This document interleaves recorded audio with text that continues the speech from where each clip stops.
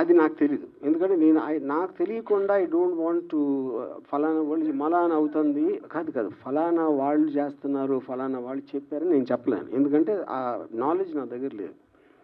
Sir Madhu from Maha News sir. ఇక్కడ ఉన్నాను.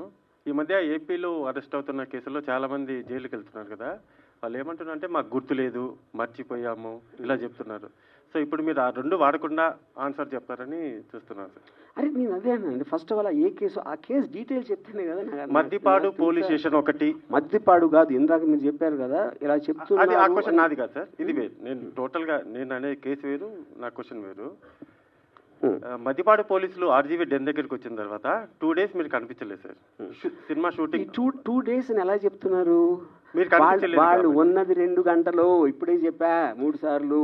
ఒక 2 days బ్యాక్ వరకు కూడా మద్దిపాడు పోలీసులు హైదరాబాద్ లో ఉన్నారు సార్. అక్కడ మీరు చెప్పారా? నాకు తెలుసు సార్, నా దగ్గర ఉంది సార్, ప్రూఫ్ ఉంది. చూపించండి ఇప్పుడే. ఆయన పేరు నోట్ చేసుకోండి. నా పేరు మధు సార్, మహాన్యూస్ లో పనిచేస్తాను. మీరు పోలీస్ ఆఫీసర్ 2 రోజుల నుంచి మేము గాలిస్తున్నాం అన్న వీడియో మీరు చూపిస్తే కనుక సార్ నేను మీకు ₹1,00,000 ఇస్తాను ఇమీడియట్ గా. చూసుకోండి రండి సార్. ఈ ప్రెస్ మీట్ అయిపోయిన తర్వాత మీకు ఆడియో వినిపిస్తాను సార్.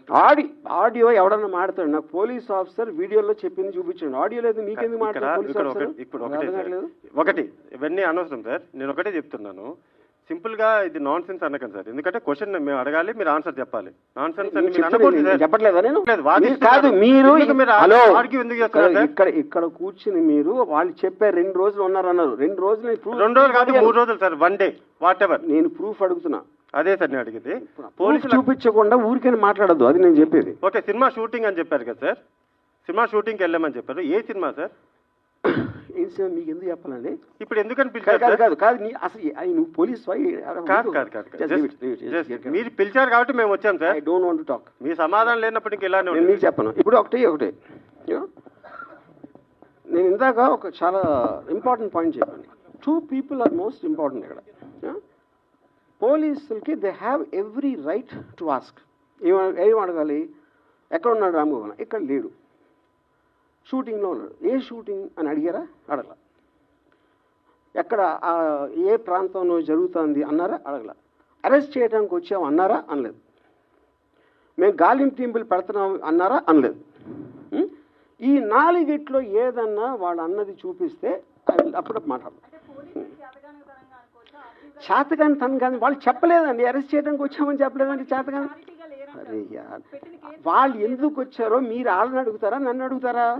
అరే ఏం అట్లా కాదండి. సరే ఓకే, వదిలేసేయండి. మామూలుగా ఇన్ జనరల్ గా పోలీసులు అనేటువంటి వాళ్ళు మన ఇళ్ళ మీద కానీ ఎక్కడికైనా వచ్చినట్లయితే అది చాలా ప్రెస్టేజ్ క్వశ్చన్. ప్రతి ఒక్కళ్ళు కూడాను అవమానపడతారు, పోలీసులు వచ్చారు వాళ్ళ ఇంటికి అని.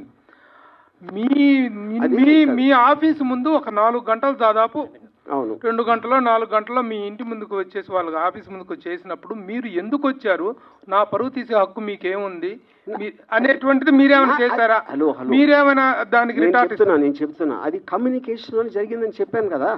ఆల్రెడీ నాకు వాళ్ళు వచ్చి నోటీస్ ఇచ్చారు కదా. మా ఇద్దరి మధ్యన కమ్యూనికేషన్ ఉంది కదా. ఉన్న తర్వాత వాళ్ళు వచ్చారు, అప్పుడు నేను లేను. తర్వాత వాళ్ళు వెళ్ళిపోయిన తర్వాత ఇంతవరకు వాళ్ళు నాకు కమ్యూనికేట్ చేయలేదు నాతో ఇంతవరకు. Please subscribe .news.